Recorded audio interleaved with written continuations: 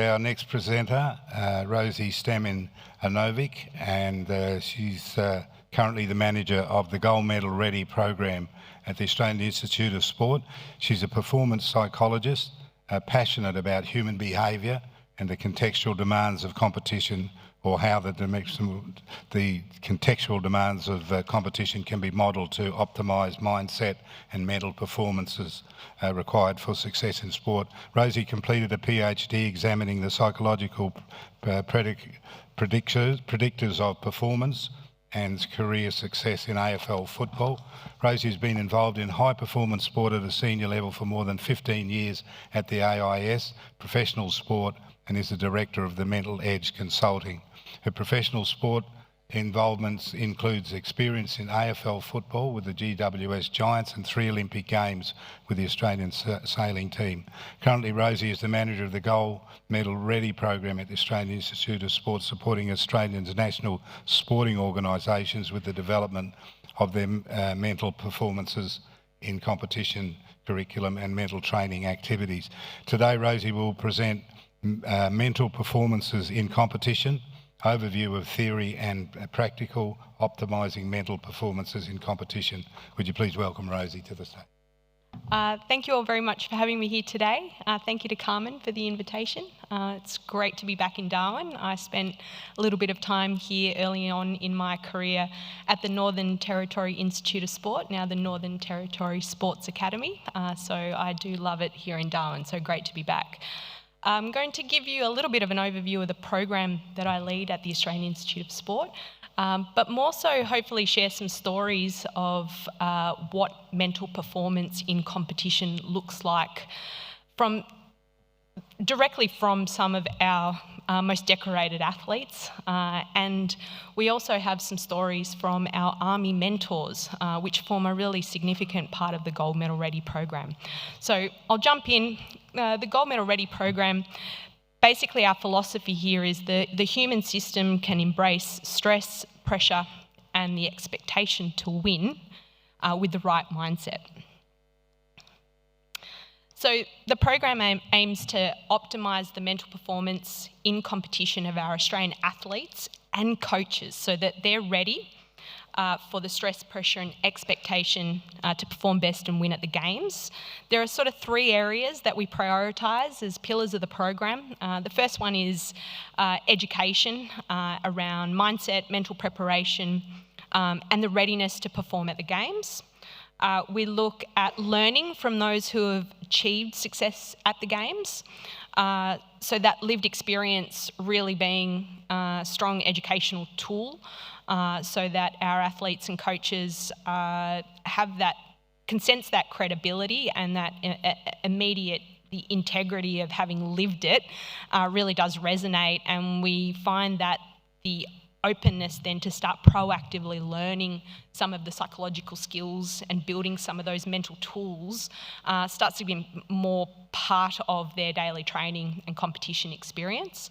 And then the last part is sort of how do we familiarise with the Olympic Games or the Games environment and the experience, knowing that at that event the athletes and the coaches have been training and competing over a number of years for that one event. So the stress, the pressure, the expectation and the meaning to perform your best at that event just goes through the roof. So the intensity of the emotions experienced there are going to be at their highest. And so how are those athletes able to think through that stress, pressure and expectation and deliver the training that they've done over a number of years and deliver their processes, their plans, their ways of executing in competition and make sure it's done with discipline and accuracy at that one event every 4 years. So what are some of the opportunities available to our athletes and coaches as part of the program? Firstly, we deliver education, skills and training, and I'll share with you a little bit of the model that we offer and maybe take you through one of the skills that might be very relevant. Mentoring from gold medal winning athletes, coaches and our Army mentors, and you'll hear one of those stories in a moment. And thirdly, we have been partnering with ADF-SSO and hopefully Combat Training Centre coming up to design stress inoculation activities with the Australian Army.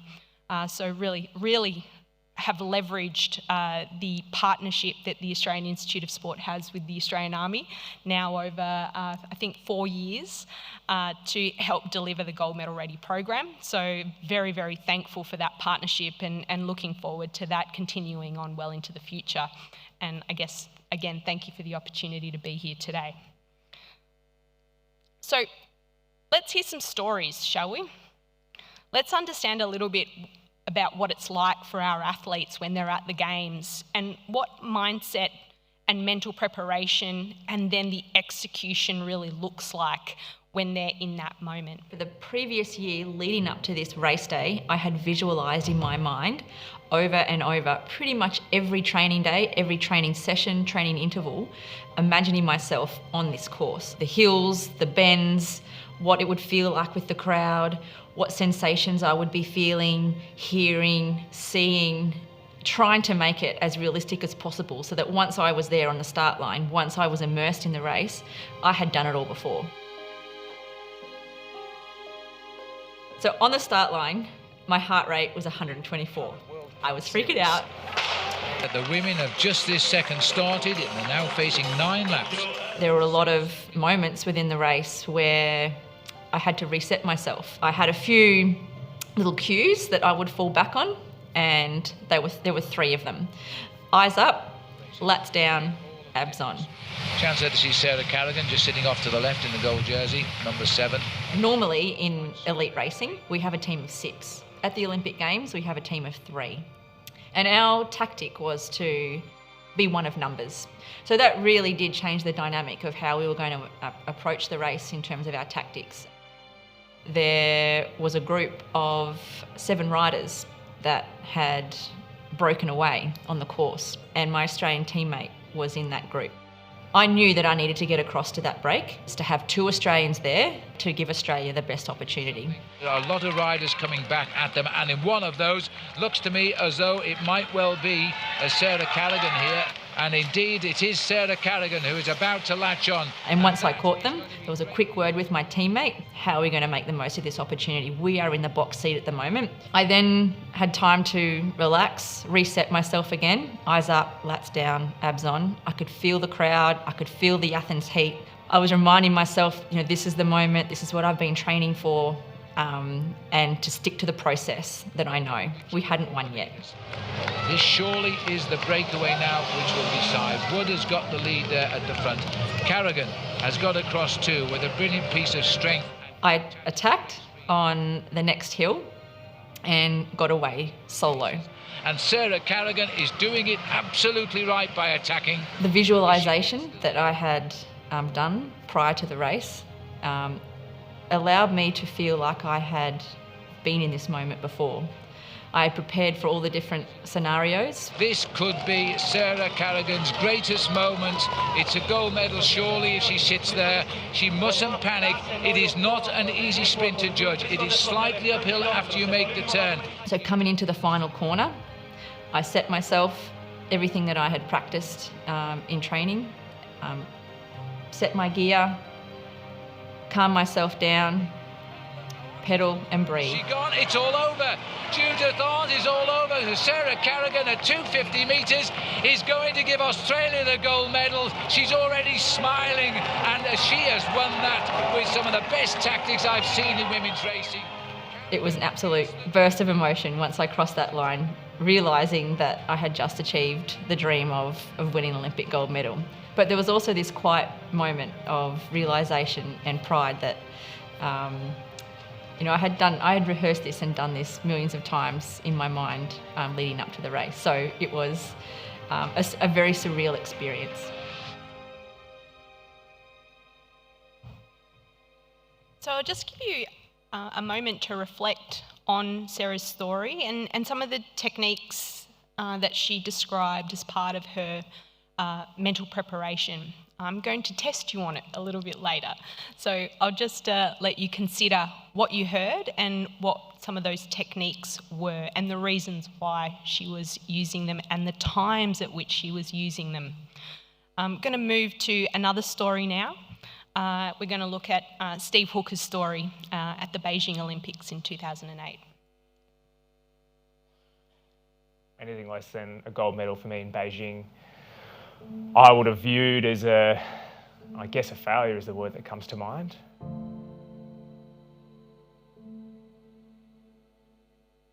The night before my final, I barely slept, or felt like I didn't sleep, but I wasn't stressed. If you don't believe that you're going to win the gold medal, there's a high likelihood that you won't win it. I believed I would find a way to overcome. I believed I would find a way to make a clearance. And more than that, the situation and the enormity of the event would bring out the best in me, not the opposite. Third attempt, 5 metres 90. He's in a tie for first place. Yevgeny is lining up for his third attempt. I'd spent my whole day not watching him jump. So I'd listen to the crowd kind of get noisy as he's taking his run up, and then you'd hear them kind of pause as he goes in the air, and then you'd either hear a cheer if he clears or a sigh of the crowd if he missed. On his third attempt, he missed and the crowd sighed. And for me, that was the moment where everything kind of kicks in. That's my time to kind of get my headspace right. So I gave myself a moment. I said, this is it. Officials call my name, time starts, and I see myself just walk over to my mark, poles on the shoulder. I know exactly what's going to happen, and there's no stopping. There's no moment where I think it's time to go. That moment had already happened 3 minutes ago, like I was already in the flow of the whole thing. I just pick up the pole and I just start running down the runway. And it was the easiest jump I've ever done in my life. Up he goes! He goes over! In my mind, I'd done that jump thousands and thousands of times. For some reason, I'd sort of visualised this jump over and over again in like high fidelity in my mind. And I would imagine perfect jumps where, it was my jump to win the gold and I would make the clearance. I would imagine it from the first person perspective, like I was picking up my pole and running down the runway. I would imagine it from the view that my coach would be looking at it from, sort of side on, where you could see the cadence and the stride length of my run. And when it came time for that moment, I did nothing. It was all kind of in me, the rhythm was in me, the timing of that jump was in me, and it just took care of itself. And afterwards I just felt relief that I'd not missed my opportunity. And I felt pretty tired.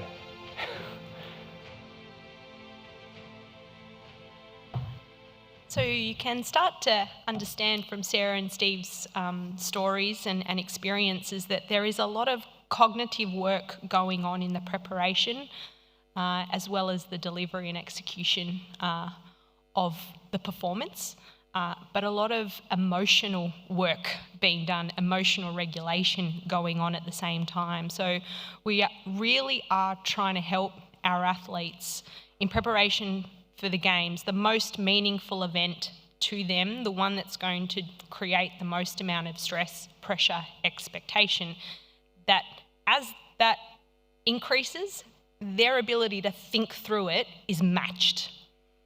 Okay? So we're not looking to find ways to reduce the intensity of that stress and pressure and expectation, but to actually allow the cognitive capability to match that intensity. And that's really important to understand. Okay? Let's listen to one of our Army mentors, Heath, talk a little bit about what mindset and mental preparation and cognitive work goes into combat.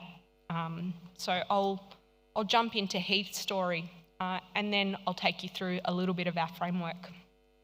I'd be up on a hill and they're looking down over a valley, and you know that the guys are going to be coming, through the valley and clearing. So you're looking at different areas because you're providing sniper support. You get the range for them, and all day while it's going on, okay, if something comes up there, that tree or that building is this range here. I know what I'm going to do.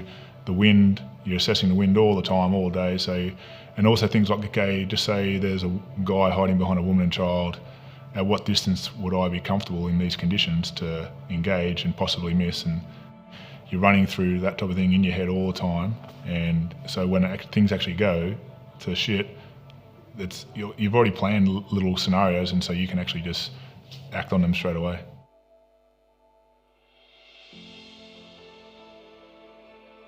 The best thing about having real good training is that you don't need to think, you just act and you do. Because if you start thinking, it's so much slower. Your mind and your body takes in so much information, and your cognitive side of it is so slow and clunky that, people call it instinct or whatever, but if you don't allow your mind and body to do what it needs to do, if you're thinking about things, it's too slow. Learning to relax and not get in the way of that and overthink things. You're overthinking, you get into a bit of a loop, and you're just going to stress yourself out even more, because you'll start not performing as well, not doing something, and it's like a snowball going down the hill, and you just get worse and worse. When I got shot, you're lying there, and it's a weird thing. So you're there thinking you should have a reaction, but you don't let yourself have that reaction, because you know that if you start thinking about things you don't need to be thinking about, then it's not going to work out well for you. I don't need to think about myself. I need to think about what I need to do to get out of this situation. Not just what I need to do, what can I do to help the other guys get me out of this situation? What can they do to help get out of the situation? So, and if you are, it's recognising the physiological responses you have. On the mission, you're taking note of things you could have done better or could have been organised better. And so when you finish the job, you come back, you always have a quick debrief. What went well, what didn't go well, and what we can do to improve.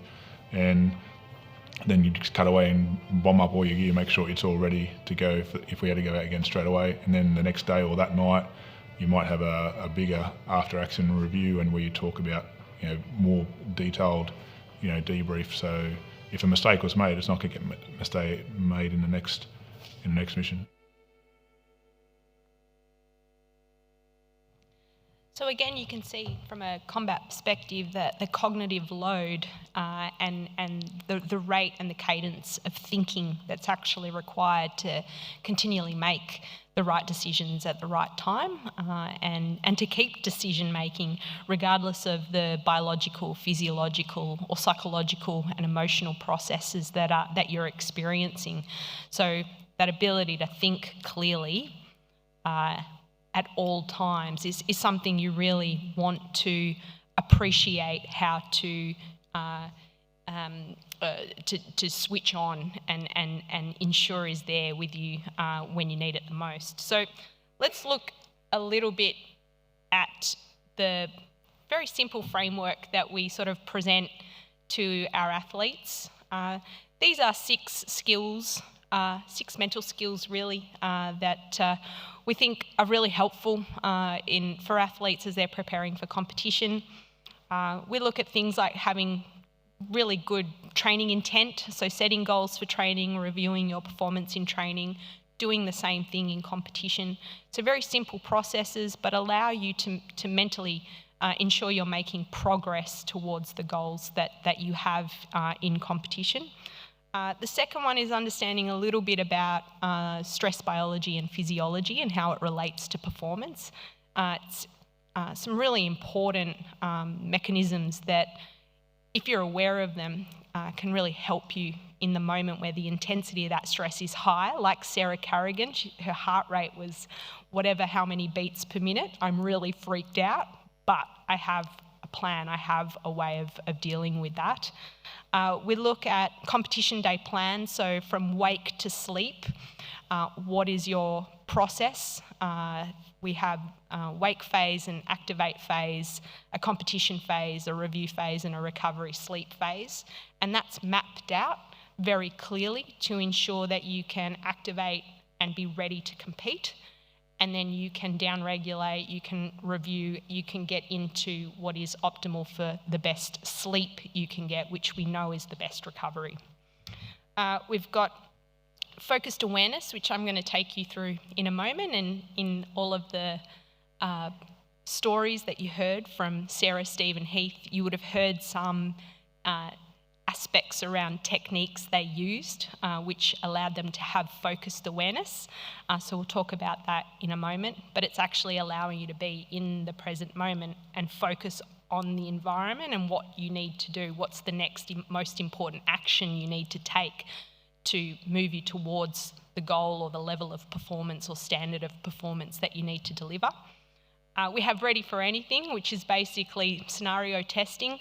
What ifs, so if my goggles break, or as Jodie Henry's zip broke on her Adidas wet swimsuit, you know, what are you going to do in these situations? Because they can't be reasons for non-performance at the Olympic Games, because the next one's not for another 4 years. So you have to have trained through all these scenarios, not really just thought of them, but actually trained through them to be sure that you can actually perform and know how to perform, and be ready that that situation might occur at the Games, because I tell you what, if it's going to happen anywhere, it will happen at the Games. So it's really important that you're ready for anything and have thought through all of the different scenarios. And you would have heard all three of our storytellers there talk about thinking through all the scenarios and have mapped them all out and sort of primed myself to understand, if this happens, I'll do this, if this happens, I'll do that. And the last one we have is Ready to Perform, and that's really just understanding that I've got a framework. When something happens, then I can bring myself back and redirect my focus and take some steps through that. So in the end, what we're trying to help our athletes to understand is we want them to harness the thoughts and emotions that come with pressure and expectation. Expect them. They're going to be there. They will be intense. They're not going to be there. So there's almost just this readiness for the intensity of the stress, pressure, expectation, and then being able to direct your focus through that. And then we build this capability of repeatedly delivering best performance at the events that mean the most. So we're really just trying to train that cycle pretty continuously and help the athletes integrate that into their training sessions, any kind of competition simulations that they do, and actual competition at low level, meaning which might be a nationals or something like that, through to something that has the most amount of meaning to them, like an Olympic Games. So let's have a look at a little bit of a framework just to get you thinking about it. And I'm going to ask you to think about what you heard from Sarah, Steve and Heath about some of the focused awareness techniques that they used to help them think through the moments that were actually, really critical to overriding some of their thoughts and emotions, or harnessing some of those thoughts and emotions and those stressful responses into what are actions that help them perform and win. So again, remember very clearly, there will be, at the Olympic Games, there will be intense stress, emotions and thoughts. That's what's going to exist. And they're going to be at a higher intensity than what you've experienced before. So if for those of you that might go into combat or into battle, that will be there for you. It's very, very unlikely that you will go into those scenarios not feeling anything at all, not thinking anything at all. So intense stress, emotions and thoughts will exist. And at the same time, you want to take the next, you want to make decisions. You want to make the next most important decision and take that action. So those two things exist at the same time, and that's really what you want to be training at that level, to be thinking about those two things at the same time. So I've kind of likened it to a Rubik's Cube. We want your mind to be working like a Rubik's Cube all the time, and you would have heard Sarah, Steve and Heath really describe that very particularly in how their mind was working, that cognitive load and that cognitive cadence.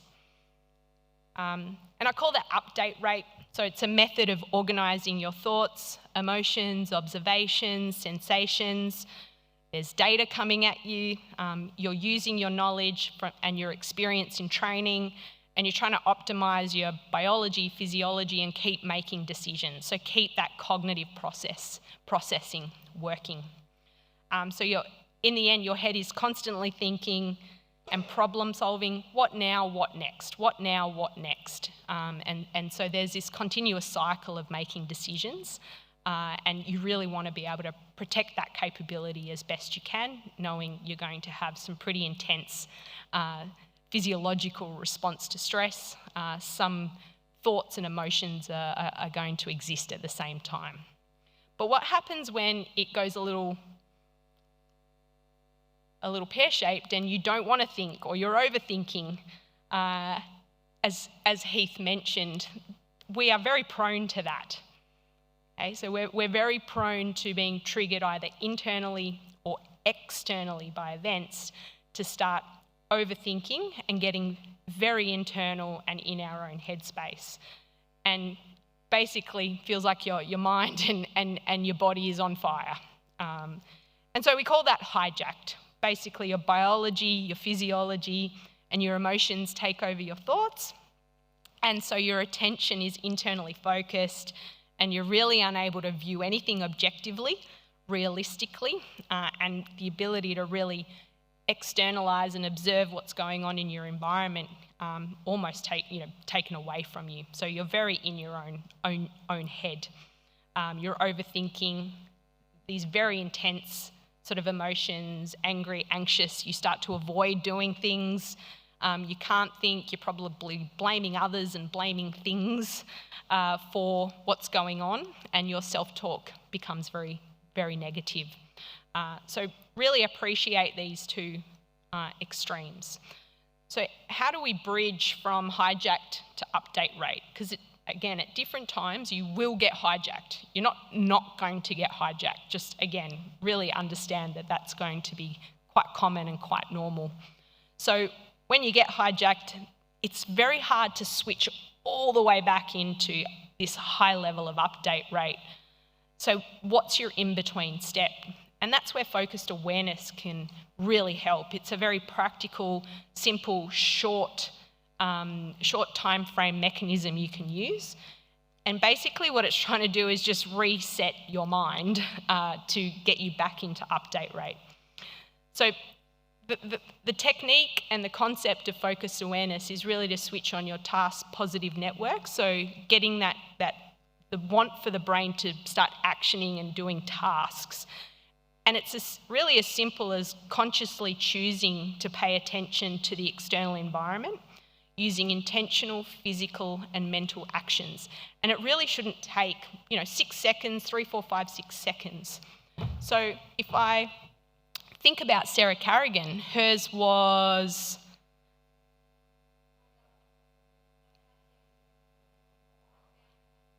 Yep, that's it. So eyes up, lats on, and breathe. Or pedal. Which one was it? Yeah. So what did you hear from Steve's story? What was his focused awareness tool or technique? Sorry, someone over here? Yeah, so that's right. So they called his name and the clock started. So that was his sort of cue or his sort of technique to orient to the external environment. And that's where his whole process started to flow from that. So had to be very cued in to that, considering he wasn't watching his opponents jump at all.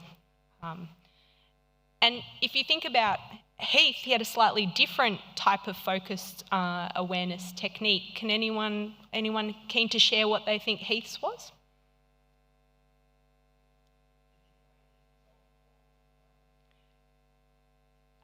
Yes. So he was actually circling through different scenarios and kept that activity going in case something happened. So that was his way of staying external and observing the changes in the environment and the wind. And that's, requires a great deal of focused awareness, but it's actually keeping him focused on the environment. So I position to you all just to have a think about, we want to stay in this Rubik's Cube, for sure. But if you're not in the Rubik's Cube and you find yourself in this hijacked place, which you will, have some kind of technique, like Sarah, Steve and Heath, that you can start to build some reliance and trust in. And they're usually very short term. So most of those, other than Heath's, who is just circling pretty constantly, but it's, they're very short in nature. And they can be so helpful at bridging the gap between hijacked and update rate. So I'm just encouraging you all to have a think about focused awareness, how to consciously choose to pay attention to something in your environment using some intentional physical and mental actions. So I'll leave you with that and ask for any questions.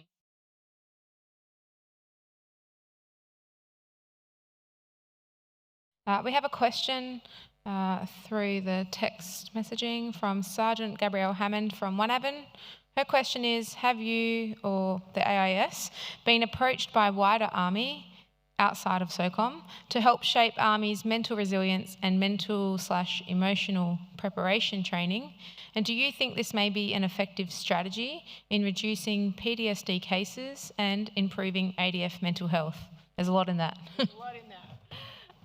Yeah, lots to unpack in that, but maybe what I can say is working very closely with Jackie Costello and a broader team as part of the AIS Army HPO group. We have a MOU, so we have a group, and so we're learning from each other, and we'll be sharing a lot of the resources across both AIS and Army to ensure that we can share that more broadly and particularly in this space of mental performance. If I then jump over to the second part of that question, which is a big one, that really this sits on a continuum. So we have anything related to PTSD or mental injuries from combat or from anything in your life. That requires a very particular approach to clinically managing that and having the right team of support around you to work through how to recover from that over a period of time. So that's mental health and on one end of the spectrum, and then we work all the way to the other end, which is our mental performance and mental performance in competition. So they're both really important, but they probably sit on a continuum, and the education we might do over this side around PTSD and recovering from that is slightly different to what we would do in sort of preparing the mind and being ready for combat.